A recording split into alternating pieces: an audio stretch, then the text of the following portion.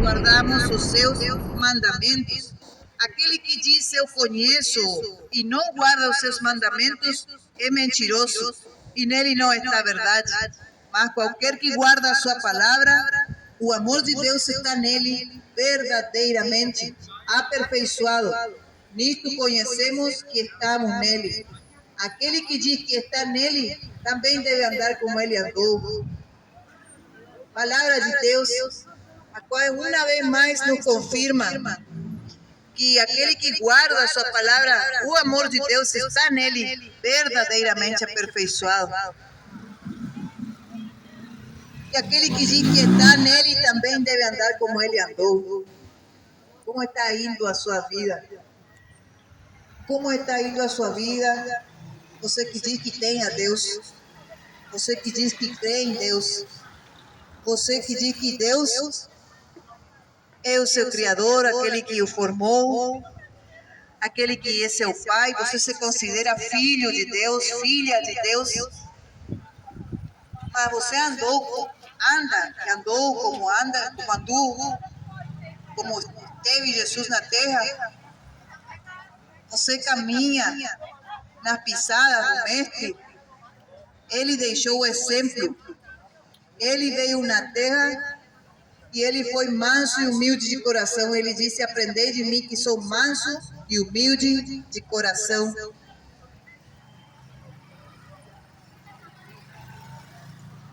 Realmente, pode-se dizer que tens alcançado a promessa, a salvação. Se Jesus viesse agora, nesse momento, você se sente um salvo? Já se sente que está salvo, que está pronto para partir com Cristo? Ou se Ele viesse a pedir para a tua alma, você se sente que você vai para o céu de glória? Ou que está indo para um profundo abismo, no qual ninguém poderá mais te salvar? A oportunidade é agora.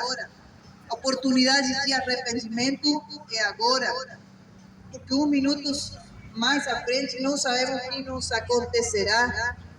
Mas aquele que produzir fruto digno de arrependimento é esse que será salvo. Não é só aquele que pronuncia Cristo da boca para fora, mas que se encontra longe. As suas obras o conduzem longe do Senhor.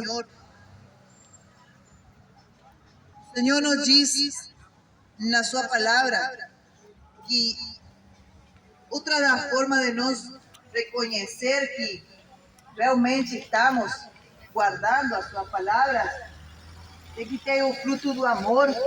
A palavra nos diz em 1 João 4,7: amados, amémonos uns aos outros, porque o amor é de Deus, e qualquer que ama é nascido de Deus e conhece a Deus. Aquele que não ama não conhece a Deus, porque Deus é amor. Nisto se manifestou o amor de Deus para conosco, que Deus enviou seu Filho unigênito ao mundo, para que por ele vivamos. Esse é outro dos frutos. Se você disser que ama o teu irmão, mas por dentro você odeia, o amor de Deus não tem se aperfeiçoado na sua vida.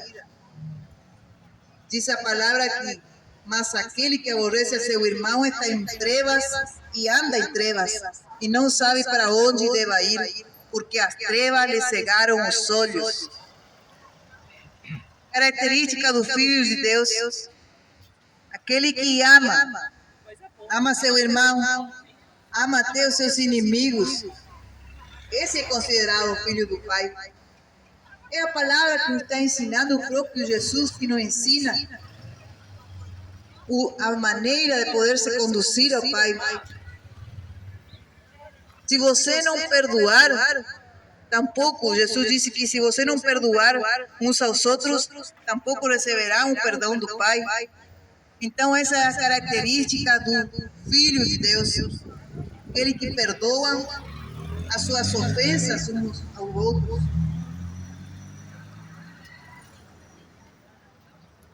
Nessa tarde, Também vou compartilhar uma palavra a qual se encontra em Tiago, capítulo 4, versículo 17. Diz a palavra de Deus: aquele, pois, que sabe fazer o bem e o não faz, comete pecado. Esse é o tempo no qual o Evangelho tem se espalhado em toda parte do mundo. Já está quase cumprido. O Senhor disse que, chegando o Evangelho a todas partes do mundo, então virá o fim. E o fim já está se apresentando em muitas partes da terra. Se você ver, está se cumprindo tudo o que foi profetizado. Então, aquele que recebeu a mensagem do Evangelho, aquele que lhe foi ensinado as condições para poder ser salvo, amar o teu próximo, vencer o mal com o bem, estender a tua mão ao que está caído, não se alegrar com a injustiça, não se alegrar com a caída do teu próximo,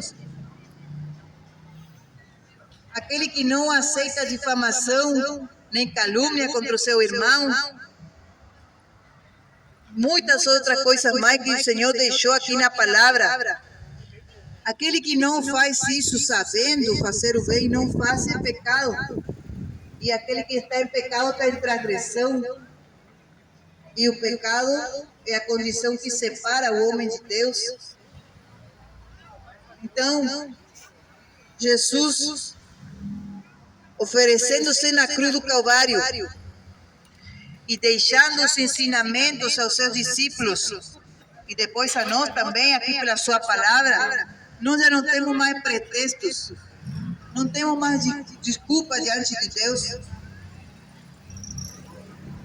O Senhor nos mandou, primeiramente, crer no Evangelho e pregar o Evangelho a toda criatura. Aquele que crer e for batizado será salvo, aquele que não crer será condenado. Essa é a condição para a vida do cristão verdadeiro, daquele que não participa mais com as obras infrutuosas das trevas, aquele que não se conforma mais com essa vida de egoísmo, com essa vida de mesquinhez para com teu próximo, em todos os sentidos. O Senhor lhe fez salvo e lhe fez para ser sal da terra e luz do mundo. E é para ir e anunciar o Evangelho e viver do Evangelho. Viver em base a essa palavra. O Senhor não nos chamou para estar escondidos, com medo. Não. Ele nos deu do seu poder, do poder do Evangelho. Pois não nos envergonhamos do Evangelho, porque é poder de Deus.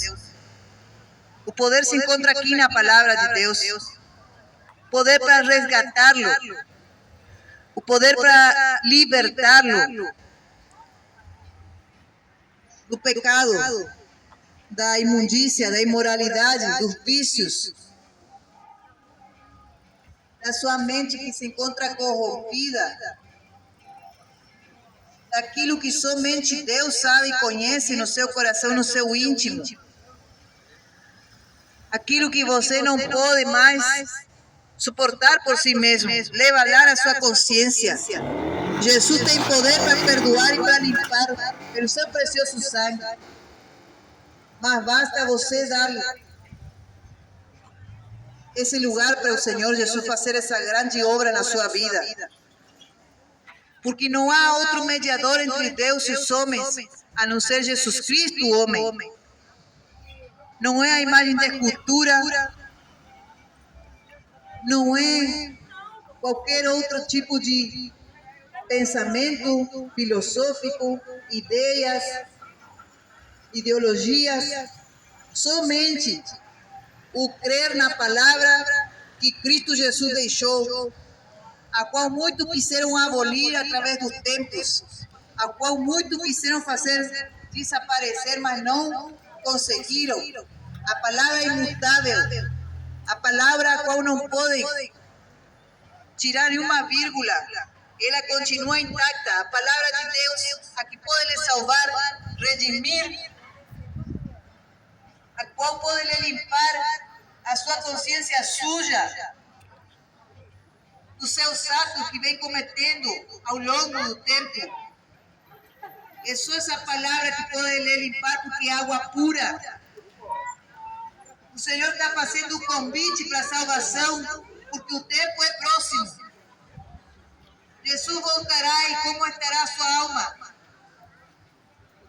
Nada daqui da terra poderá lhe resgatar. Será como no dia de Ló, no qual muitos compravam, vendiam, plantavam, edificavam, e o dia da destruição veio. Será como no dia de Noé, no qual muitos casavam, se davam em casamento, comiam, bebiam, até que veio o dilúvio e destruiu todo aquele povo. Assim será a vinda do Filho do Homem, e virá como um ladrão na noite, no qual muitos não vão esperar.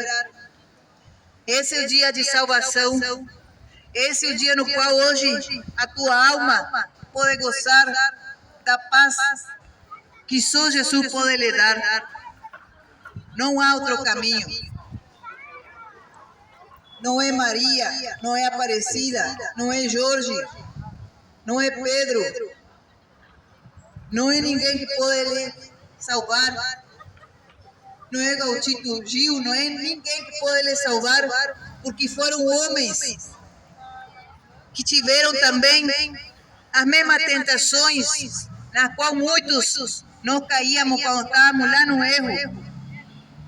Hoje o Senhor Jesus nos limpou pelo seu sangue, nos redimiu, nos deu uma oportunidade de ser salvos. Hoje, através do Espírito Santo de Deus, Ele pode lhe livrar das tentações, aos quais todos passamos, dia tras dia. Basta você querer, basta querer você entregar a sua vida. Ele não obriga, mas o Espírito Santo faz o convite. Eis que estou à porta e bato. Se alguém ouvir a minha voz, eu entrarei a ele, cearei com ele e ele comigo. Jesus está batendo na porta de muitos corações, mas muitos não querem abrir. Jesus não pode obrigar. Jesus não pode forçar a ninguém, mas está dando oportunidade. Ele é o bom pastor, e o bom pastor dá a sua vida pelas ovelhas. Ele já deu a sua vida.